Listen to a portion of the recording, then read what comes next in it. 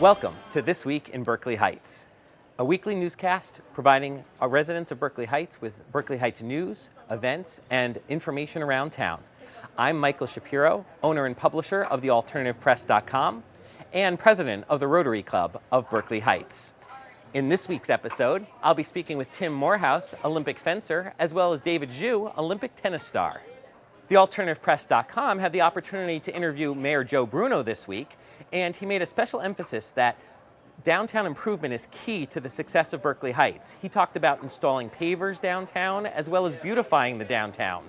A Berkeley Heights Beautification Committee is currently working on these initiatives. The Berkeley Heights Volunteer First Aid Squad is upset about recent portrayals that volunteer squad members do not have background checks. Bill Schultz from the Rescue Squad told the Alternative Press that all members of the Berkeley Heights Volunteer Rescue Squad get background checks and that it's important that the public know this information.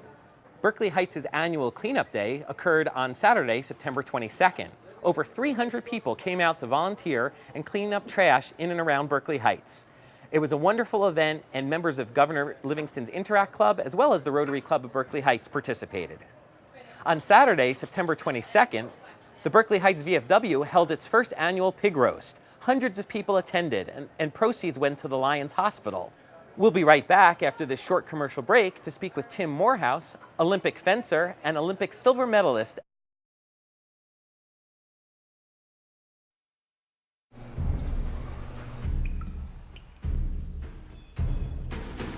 The pain will not control us. It will never break us, define us, or keep us still. Because arthritis can't beat us if we beat it first. In the fight against arthritis, you need a weapon. What's yours? Visit the Arthritis Foundation at fightarthritispain.org.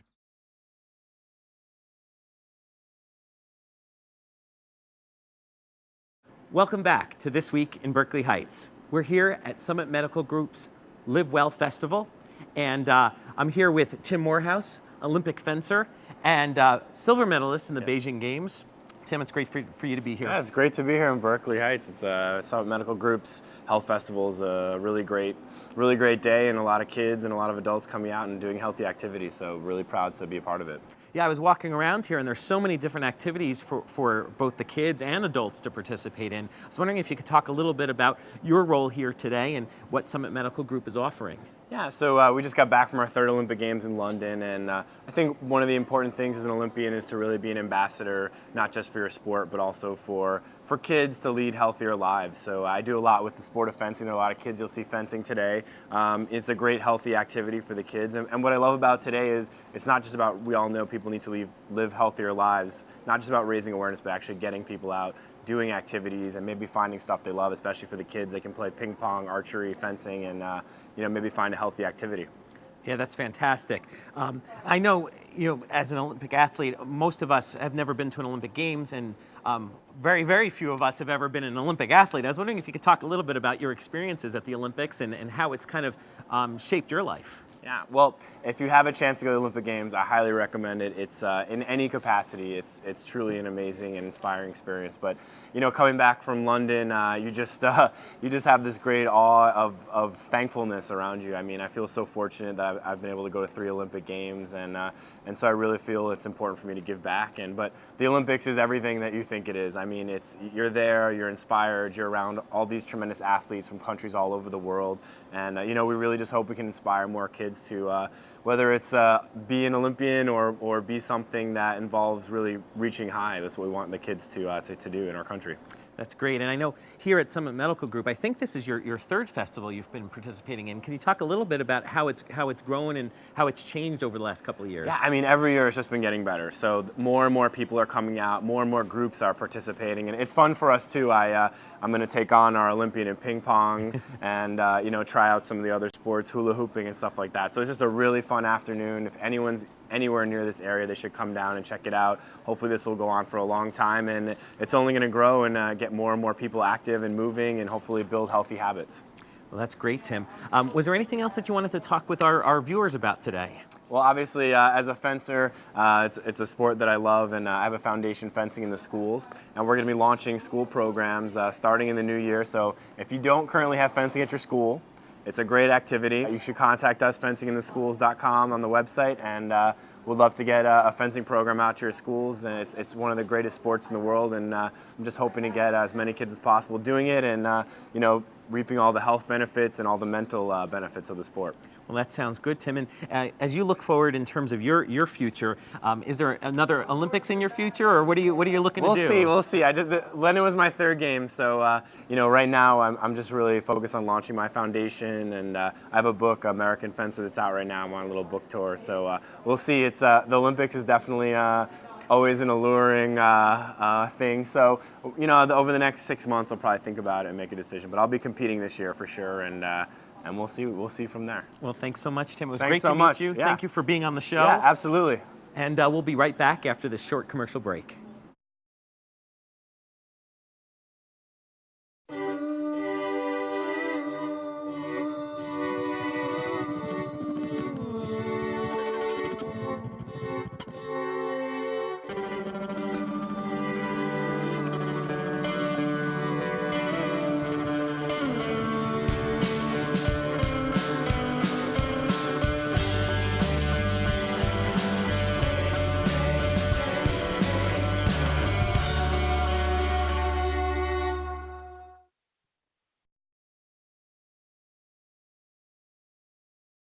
Welcome back to This Week in Berkeley Heights. We're here at the Livewell Festival at Summit Medical Group, and I'm with TWIBH10, Olympic athlete in table tennis. It's a pleasure to have you on the show. Thank you. Yeah, glad to be here. Great to have you. I was wondering if you could talk a little bit about being here at the festival. I think this is the second year you're here at the festival? Yes, I remember last year I brought my family to came to this event. Mm-hmm. So every one of them had a great time. So that's much easier for me to bring them here this year. So hopefully next year too, right? That's right. That's right. Yeah. And but before the show, we were talking a little bit about table tennis. I was wondering if you could talk a little bit about your experiences with table tennis, the skill set that you think you need to have to play table tennis, and for all those aspiring young people out there who might want to play table tennis, what kind of tips you might be able to give them. Right. Okay. I think I played long enough for this sport. Basically, when I was 8, I started my table tennis career when I was 8 or 9 years old. Mm-hmm. Because I grew up in China before I moved to this great country. At that time, so table tennis in China is national sport mm-hmm. event. So almost every kid has a paddle behind their back, right after school, and then they just jump in and then play for a long time. Basically, table tennis take a lot of discipline mm-hmm. to be a good competition level. Even now, I'm still doing exercise every day. I go to the gym every day, and I also spend a lot of time to coaching my students. Mm-hmm. And I'm very happy and I'm very proud to tell you that, and all of them doing very well for the last 10 years. We won a lot of gold medals from the Junior Olympics. Oh, that's great. Every year, yeah. That's great. And one of the things we were talking about before the show was about the hand-eye coordination that's right. needed. And it's similar to some other sports, but I think it's even more intense in table tennis, that you really need that hand-eye coordination, right? Yes, yeah, because table tennis is one of the fastest sport in the world. Mm-hmm. So, for instance, when I'm going to the gym, I don't have to work out my muscles like a bodybuilder or something. But we need to work on our hand-eye coordination, which is just you mentioned about it, and we need speed. Mm-hmm. That's why we do a lot of running, cardio, that kind of exercise, Yeah, and can you talk a little bit about your experiences playing in the Olympic Games? What was that like, and how did it change your life? Oh yeah, nothing really compared to the Olympic the highlight for my life. I'm lucky enough to represent a great country, to march in for the opening ceremony. Mm-hmm. I've been representing this country for 3 times. Yeah, 3 Olympics, so, right? 96 and 2000 and 2008. So especially when you walk into the stadium, during the opening ceremony. And the U.S. delegation always the highlight of that event, you know, and you were just very proud to in the team, you know. So of course you have to take a lot of hard working, you know, and for the kids, hopefully they have an Olympic dream. Someday they can wear the uniform and get into there, and definitely very, very good experience for your life. Yeah. Now you don't. You haven't only represented the U.S. team, but you also are a Jersey guy, right? You live in West Windsor, right? Yeah. I mean, New Jersey. I love New Jersey. So especially I'm traveling everywhere. So especially when you come home from the other country, even from the other state, come back home. Home is sweet home. I like New Jersey. Everything's so convenient. And you know, looking ahead, you know, what do you look for? What are you looking to do in the future? You have I guess a table tennis. You're a coach. Right. So yeah, again, I represent the country more than 15 years, right? And I've been represent the country for the participate the Olympic team for 3 times. That's a great experience for myself. And now the time for almost the end of my career time. So I spend a lot of time to say, I try to help my students, try to give back to the students, to the community. Yeah, that's what I want to do in the next step. Well, that's great.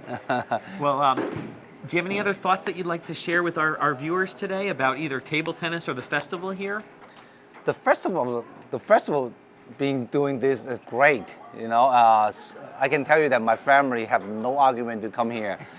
Although we take the whole family come here more than 1 hour away, but they just love to be here.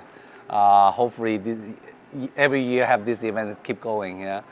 For table tennis, I want the youngsters, more youngsters to come in and play. This is a great event. This is the only event between women and the guys. It's very close because that shows you it's not physical sport. This is more mental sport, mental game. So you win a match doesn't mean you have the big muscle, but you can use your mind. You can use a psychology game to beat your opponent. So that is a very attractive game. Absolutely. Well, that sounds good. Well, thank you so much for being on This Week in Berkeley Heights. Yep, thank you, Mike. And we'll be right back after this short commercial break. Hey. Ready to go? Yeah, but the fire's not out. Close enough. Close enough? If it's too hot to touch, it's too hot to leave. I mean, the next thing you know, you've torched our whole neighborhood. Which is why we're not going anywhere? Exactly. 9 out of 10 wildfires are caused by humans. Only you can prevent wildfires. This has been This Week in Berkeley Heights, brought to you by the Berkeley Heights Communications Committee and thealternativepress.com. Read your news 24 hours a day about Berkeley Heights at www.thealternativepress.com. For thealternativepress.com, I'm Michael Shapiro.